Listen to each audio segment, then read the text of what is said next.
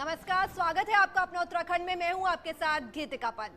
प्रधानमंत्री मोदी 4 दिसंबर को देहरादून में लगभग 18,000 करोड़ रुपए की कई परियोजनाओं का उद्घाटन और शिलान्यास करेंगे।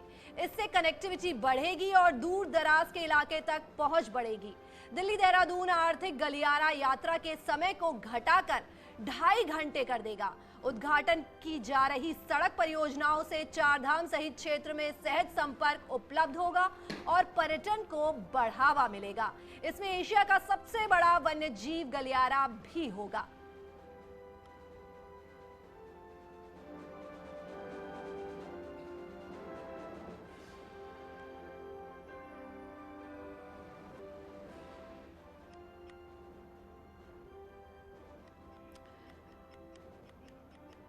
और प्रधानमंत्री मोदी 4 दिसंबर को देहरादून में लगभग 18,000 करोड़ रुपए की कई परियोजनाओं का उद्घाटन और शिलान्यास करेंगे। इससे कनेक्टिविटी बढ़ेगी और दूर दराज के इलाके तक पहुंच भी बढ़ेगी। दिल्ली देहरादून आर्थिक गलियारा यात्रा के समय को घटाकर सिर्फ और सिर्फ 2.5 घंटे कर देगा। उद्घाटन की जा रही सड़क परियोजनाओं से चारधाम सहित क्षेत्र में सहज संपर्क उपलब्ध होगा।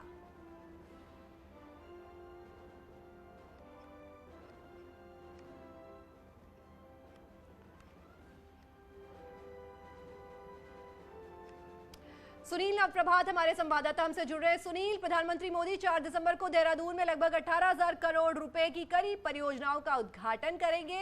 इससे कनेक्टिविटी जो है वो काफी कम हो जाएगी। दिल्ली से देहरादून केवल 2.5 घंटे में पहुंच सकते हैं।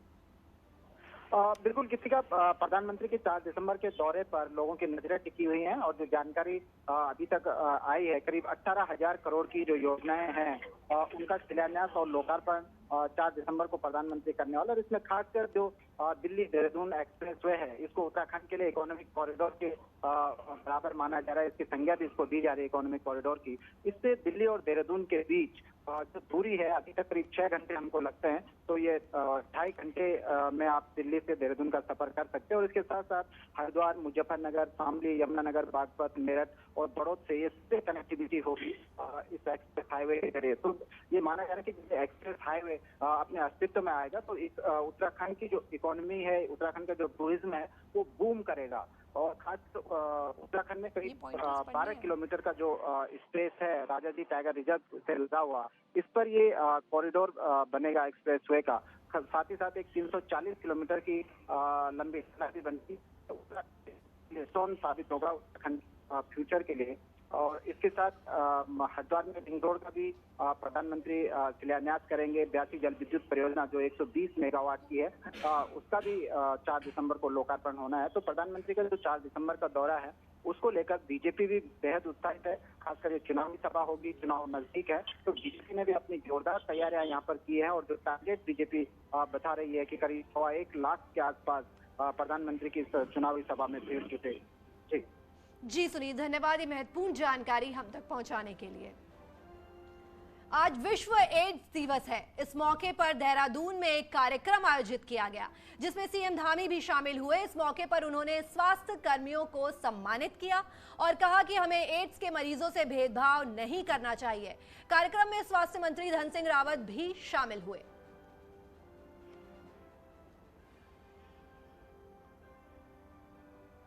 विश्व एड्स दिवस के अवसर पर हमारे स्वास्थ्य के क्षेत्र में काम करने वाले जो स्वयंसेवक हैं, स्वास्थ्य कर्मी हैं और स्वयंसेवी संगठनों के लोग हैं, स्वैच्छिक संगठनों के लोग हैं, वो सब बड़ी तन्मयता से काम करते हैं।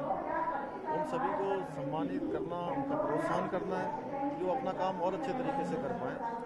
और एड्स के जितने भी हमारे इस प्रकार के जो भी केस हैं, मरीज हैं, अगर वो कहीं आते हैं तो उनकी ठीक प्रकार से देखभाल हो, उनके साथ हमारा अच्छा व्यवहार हो, किसी प्रकार का संकोच न हो, उसके लिए उन सभी को प्रोत्साहित किया। देवस्थानम एक्ट की वापसी से संत समाज काफी खुश है। मंगलवार को निरंजनी अखाड़े के आचार्य महामंडलेश्वर कैलाशनंद गिरी ने सीएम धामी से मुलाकात की और कहा कि पीएम भी इस फैसले से खुश होंगे और अपने उत्तराखंड दौरे में भी वे इसका जिक्र करेंगे। आज प्रधानमंत्री नरेंद्र मोदी जी को भी अत्यंत प्रसन्नता हुई होगी, वो अत्यंत प्रसन्नचित होंगे और मुझे लगता है उनका बहुत जल्दी हरिद्वार उत्तराखंड का दौरा है। मुझे लगता है उस बात को जरूर वो जिक्र करेंगे कि हमारे आदरणीय यशस्वी मुख्यमंत्री जी ने जो करके दिया है, आज उत्तराखंड के लिए एक बहुत बड़ा दिन है, बहुत बड़ा अवसर है। सीएम धामी आज देहरादून में शहीद चित्रेश बिष्ट के घर पहुंचे और उनके परिजनों से मुलाकात की। साथ ही सैन्य धाम निर्माण के लिए शहीद के घर से मिट्टी भी ली।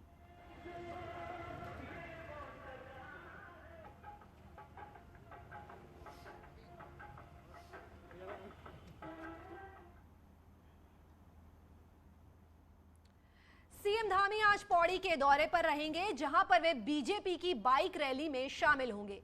साथ ही रामलीला मैदान में विकास योजनाओं का लोकार्पण और शिलान्यास करेंगे और नई कलेक्ट्रेट बिल्डिंग का लोकार्पण भी करेंगे।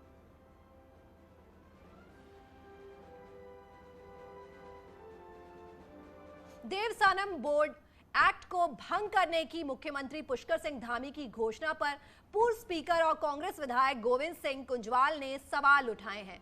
उनका कहना है कि जब बोर्ड को भंग करने की घोषणा हो चुकी है, तब कल देर रात हुए ट्रांसफर में उसके नए सीईओ क्यों अपॉइंट किए गए हैं। वहीं बीजेपी के वरिष्ठ विधायक और प्रदेश अध्यक्ष मदन कौशिक का कहना है कि कोई भी कानून व्यवस्था के तहत ही भंग होता है। पूर्व स्पीकर इस बात से अनजान हो, ऐसा हो ही नहीं सकता। कुमाऊं कमिश्नर का यहाँ से ट्रांसफर हुआ गढ़वाल के लिए और उनको जो है देवस्थानम बोर्ड का चेयरमैन घोषित किया गया। अब जब बोर्ड भंग कर रहे हैं, माननीय मुख्यमंत्री की घोषणा है, तो उसको चेयरमैन बनाने की क्या आवश्यकता है। इसका मतलब यह है कि सरकार के मन में कुछ अभी भी चल रहा है, वो कुछ दूसरा रास्ता निकालना चाह रही है। कोई कानून जब बनता है वो विधानसभा में बनता है और कानून खत्म होगा तो विधानसभा में होगा। कल घोषणा हुई, विधानसभा का सत्र होगा तो तब तक व्यवस्था तो चलेगी। घोषणा हो गई कि हम उसको भंग कर रहे हैं। भंग करने के जो रास्ते होते हैं वो विधानसभा में जाकर जब वो आएगा उसको भंग वहाँ होगा। तो मैं समझता हूँ कुंजवाल जी को तो ये जानकारी है, लेकिन राजनीतिक रूप से कुछ बोलना होता ही है, तो हो सकता है कि राजनीतिक रूप से उन्होंने बोला। कोविड को लेकर सरकार अलर्ट हो गई है और नए वेरिएंट को लेकर एडवाइजरी जारी कर दी गई है। वहीं विदेश से आने वाले यात्रियों की भी टेस्टिंग और मॉनिटरिंग की जाएगी। हरिद्वार में भी संक्रमण बढ़ता जा रहा है। पुलिस विभाग में 8 लोग कोरोना संक्रमित पाए गए हैं। एक ट्रेनी एसपी भी और कलियर थाना इंचार्ज भी संक्रमित हो गए हैं। रामनगर में 4 पुलिसकर्मी कोरोना पॉजिटिव पाए गए हैं। साथ ही एक छात्र भी संक्रमित मिला है। वहीं आज से प्रदेश के बॉर्डर और चेक पोस्ट पर सख्ती की जा रही है। स्कूल, कॉलेजेस और रेलवे स्टेशंस पर रैंडम सैंपलिंग भी की जाएगी और अस्पतालों में ऑक्सीजन बढ़ाने की व्यवस्था भी की जा रही है।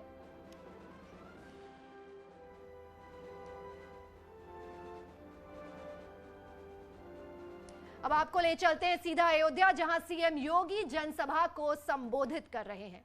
को सेकुलर दिखाने की प्रयास कर रही हो,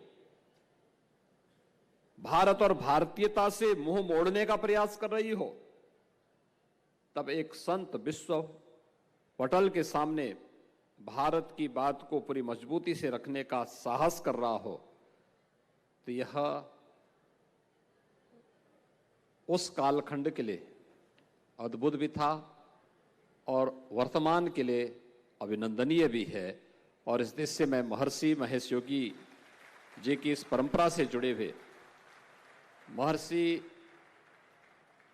जी के नाम पर इस रामायण विद्यापीठ ट्रस्ट से जुड़े हुए सभी पदाधिकारियों को, जो आज महर्षि के इस पूरे कार्यक्रम को अभी भी उसी भाव के साथ आगे बढ़ाने का कार्य कर रहे हैं, इन सबको हृदय से साधुवाद देता हूं। भाइयों बहनों, हम सब जानते हैं अयोध्या सूर्य वंश की राजधानी है और मर्यादा पुरुषोत्तम भगवान श्री राम विष्णु के एक महत्वपूर्ण अवतार भी हैं, जिन्होंने इसी अयोध्या में जन्म लेकर के भारत के अंदर और विश्व मानवता के लिए एक मनुष्य को सम विषम परिस्थितियों में मर्यादा का पालन करते हुए कैसे आचरण करना चाहिए, ये सभी कुछ जिन्होंने स्वयं के मानवीय चरित्र के माध्यम से संपूर्ण मानवता के सामने जिन्होंने एक आदर्श प्रस्तुत किया, ये अयोध्या उनकी स्वयं की जन्मभूमि भी है। कौन ऐसा भारतीय होगा जो अयोध्या की परंपरा पर गौरव की अनुभूति न करता हो? और हर एक व्यक्ति अयोध्या की इस परंपरा के साथ जोड़ना चाहता है। हम देश के अंदर जाते हैं, अलग अलग क्षेत्रों में जाकर के इस बात का मालूम करते हैं। भारत ही नहीं, अब तो दुनिया के अंदर भी हम लोग जाके देखते हैं। आपको याद होगा जब 2017 में हम लोगों ने यहां पर दीपोत्सव के कार्यक्रम को प्रारंभ किया था। दीपोत्सव के कार्यक्रम में हम लोगों ने कई देशों से रामलीलाओं को बुलाया था, जिन देशों में रामलीला का मंचन होता है। और उन लोगों को यहां पर जब बुलाया था तो इंडोनेशिया की रामलीला भी आई थी। इंडोनेशिया दुनिया के अंदर सबसे अधिक मुस्लिम आबादी का देश है। उसमें जितने भी पात्र थे सभी मुस्लिम थे।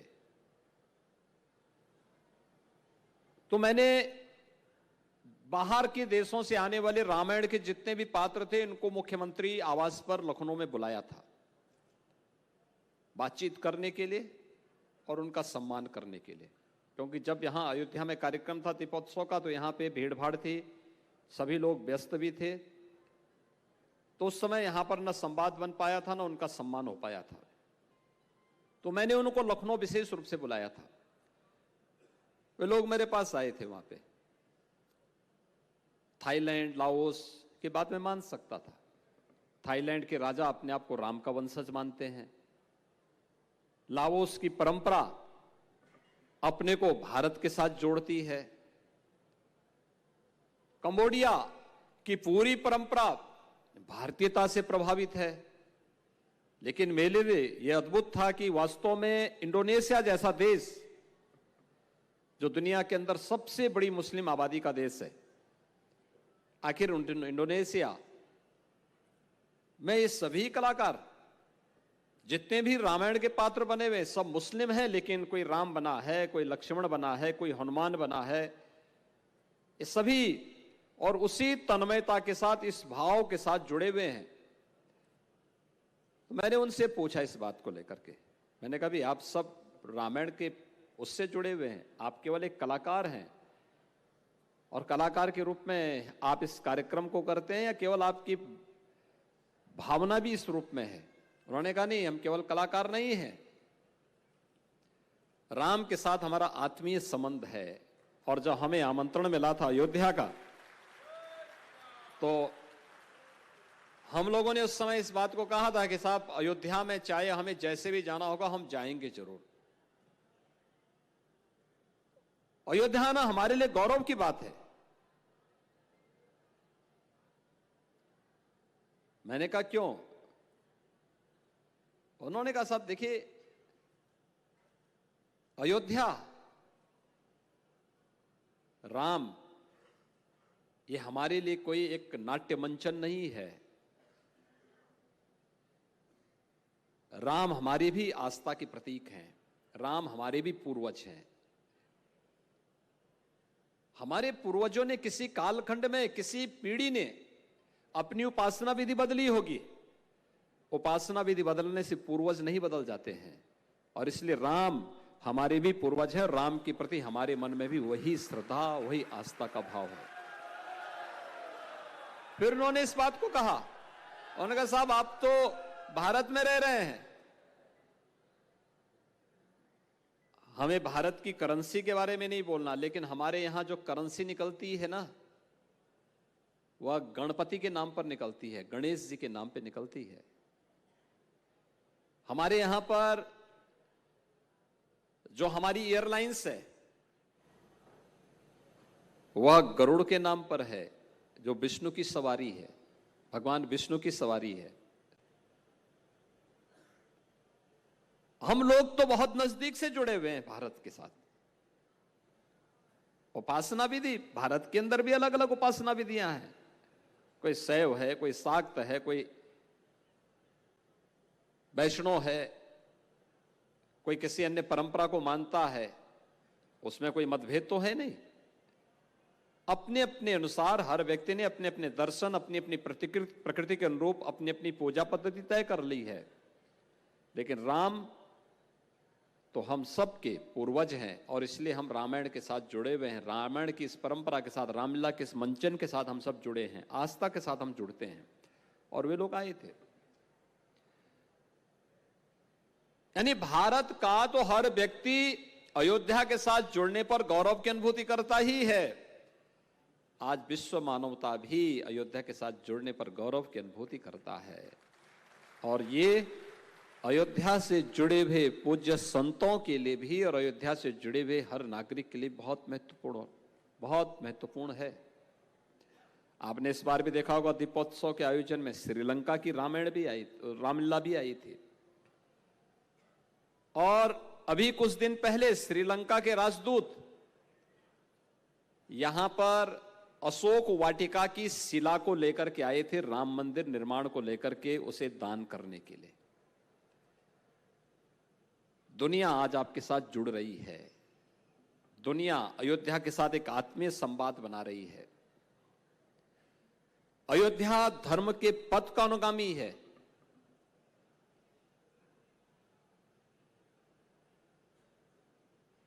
और किस रूप में? महर्षि वाल्मीकि ने यही तो कहा, रामो विग्रहवान धर्म।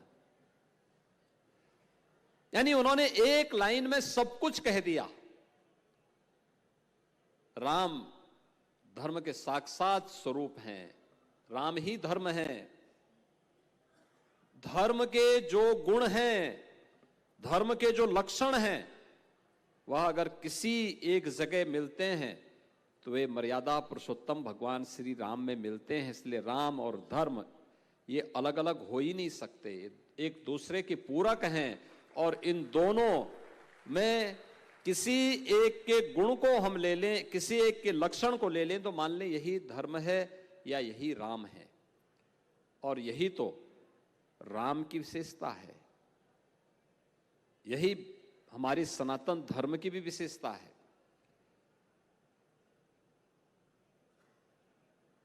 सब कुछ संभव है।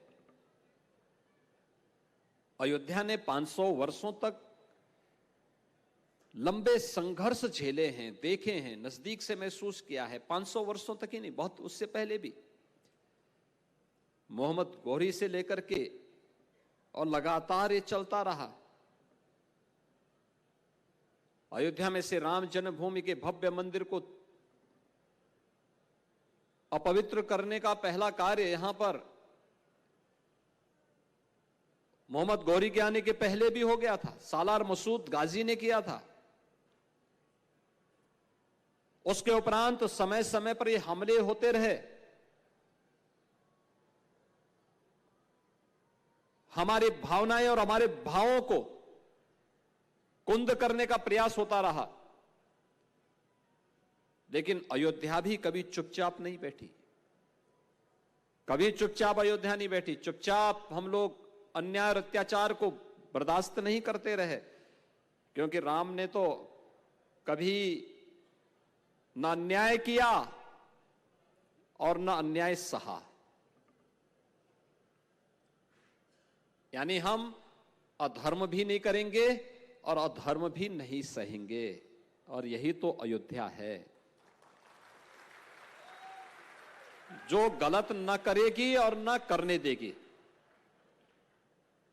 जो अत्याचार करते थे उसका मुंहतोड़ जवाब देने के लिए अयोध्या सदैव खड़ी रही। जो अन्याय करते थे उसका मुंहतोड़ जवाब देने के लिए अयोध्या हमेशा खड़ी रही। और जब सभी एक साथ जुड़े, एक मंच मिला, आंदोलन नई ऊंचाइयों को छूता गया और अद्भुत संजोग बना। प्रधानमंत्री मोदी जी ने 5 अगस्त 2020 को अयोध्या में भगवान राम के भव्य मंदिर के निर्माण का शुभारंभ भी कर दिया है। अब तो किसी को संदेह है ही नहीं, अब तो किसी को संदेह है ही नहीं अयोध्या कि अयोध्या में राम मंदिर बनेगा कि नहीं बनेगा। मुझे लगता है जिसको स्वयं पे संदेह होगा वही अयोध्या में राम मंदिर निर्माण में भी संदेह करेगा। शेष संदेह की कोई गुंजाइश अब नहीं बची है। और इसलिए भाइयों बहनों, यह एक अद्भुत क्षण है हम सबके सामने कि अयोध्या सूर्य वंश की राजधानी है। भगवान सूर्य की जब हम उपासना करते हैं, नारायण के रूप में करते हैं, स्वयं विष्णु के रूप में करते हैं, विष्णु की जब उपासना करते हैं तो इस सृष्टि के पालक के एक सर्वश्रेष्ठ देवता के रूप में करते हैं। और आज तो यहां पर श्री विष्णु सर्व अद्भुत शांति महायज्ञ के साथ जुड़ने का अवसर भी आप सबको प्राप्त हुआ है। महर्षि महेश योगी रामायण विद्यापीठ ट्रस्ट के माध्यम से ये जो कार्यक्रम चल रहे हैं, अनेक कार्यक्रम देश और दुनिया के अंदर चल रहे हैं, उद्देश्य एक ही है, हम अपनी सनातन धर्म को लेकर के दुनिया के सामने जाएं, मानवता के कल्याण का मार्ग प्रशस्त कर सकें। योग के माध्यम से भी लोगों के मन में उस प्रकार का भाव जागृत कर सकें। और ये कार्यक्रम निरंतर आज भी, भले ही महर्षि महेश योगी जी आज हमारे बीच में नहीं, उच्च हिमालय में ज्योतिषपीठ के तत्कालीन जगत गुरु शंकराचार्य पूज्य स्वामी ब्रह्मानंद सरस्वती जी महाराज से योग दीक्षा लेने के उपरांत देश के अंदर अलग अलग क्षेत्रों में भ्रमण करने, वहां पर अलग अलग प्रकृति के संतों के साथ मिलने, संवाद बनाने, उस अनुभव को अपने ज्ञानार्जन का माध्यम बनाने के उपरांत आप देख रहे हैं न्यूज़ 18 उत्तर प्रदेश उत्तराखंड।